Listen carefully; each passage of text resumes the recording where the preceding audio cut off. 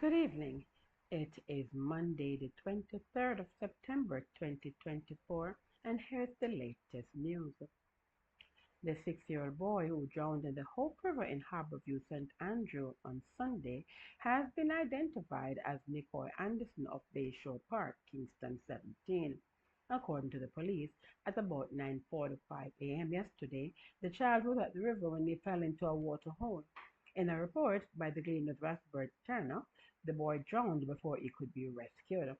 According to the Gleaner report, the boy was pronounced dead at the Kingston Public Hospital. The Harbour View police are investigating. Meanwhile, the Sligoville police in St. Catherine have launched an investigation after the body of an unidentified man was found on the grounds of a church building in Top Jackson district in the parish. According to the police, they were called to the scene at about 11:50 p.m. on Sunday, where they found the decomposing body clad in black sweatpants, a brown shirt, and a pair of Crocs. The scene was processed and the body removed and taken to the Linstead Hospital, where the man was officially pronounced dead. It was later removed to a funeral home for post-mortem examination. And in other news, the Office of Disaster Preparedness and Emergency Management, ODPEM, is advising the public that warn, that a flash flood watch is now in effect for all parishes. According to the Meteorological Service of Jamaica, the flash flood watch will remain in effect until 5 p.m. on Tuesday, the 24th of September 2024. In a press release early this evening, the ODPEM said, quote, the large area of threatening weather that has been producing heavy showers and thunderstorms across the Western Caribbean, including Jamaica, has now been classified as potential tropical cyclone 9. The disturbance is centered at about 397 kilometers west-southwest of Jamaica. Data from the Met Office indicate that moderate to heavy showers and thunderstorms have been affecting sections of northwestern and southern parishes and will continue into Thursday. This increases the chance of flash flooding for all parishes, and residents should be prepared, according to ODPEM. Quote, fishers and other marine interests should exercise caution as sea conditions will deteriorate due to thunderstorms and strong gusty winds. End quote. ODPEM is advising persons who reside in low-lying and flood-prone areas to take the following precautions, especially in light of persons being washed away in floodwaters. Be ready to evacuate if you live in low-lying or flood-prone areas.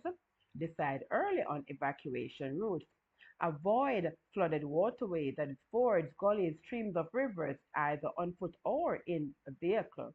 Ensure that all important documents are secured in plastic bags or waterproof containers. Turn off electrical power, gas, and water supplies in areas that are in immediate danger of flooding. Avoid areas with damaged roadways and avoid areas prone to landslides and flooding. The public is being asked to continue to monitor the media for further advisories. ODPEM is reminding the public that we are still in the hurricane season and persons should take the necessary safety precautions as issued by them and the Meteorological Service of Jamaica and other authorities. And in overseas news, the government of Mexico has issued a hurricane warning from west of Punta Maldonado to east of Acapulco. A hurricane warning means that hurricane conditions are expected somewhere within the warning area, in this case within the next 12 to 24 hours. Preparations to protect life and property should be rushed to completion.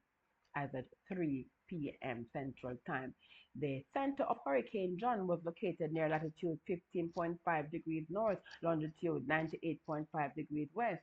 John is moving toward the north near 6 miles an hour. A slow motion to the north or northeast is expected during the next 24 hours. On the forecast track, the center of John is forecast to move inland along the coast of southern Mexico tonight or early Tuesday. Maximum sustained winds have increased to nearly 100 miles per hour. This means John is now a Category 2 hurricane on the Saffir-Simpson hurricane wind scale. Rapid strengthening is forecast to continue, and John is expected to become a major hurricane as it approaches the coast of southern Mexico. If you have friends and family in southern Mexico, inform them to get to higher grounds and ensure to take all emergency precautions associated with a hurricane.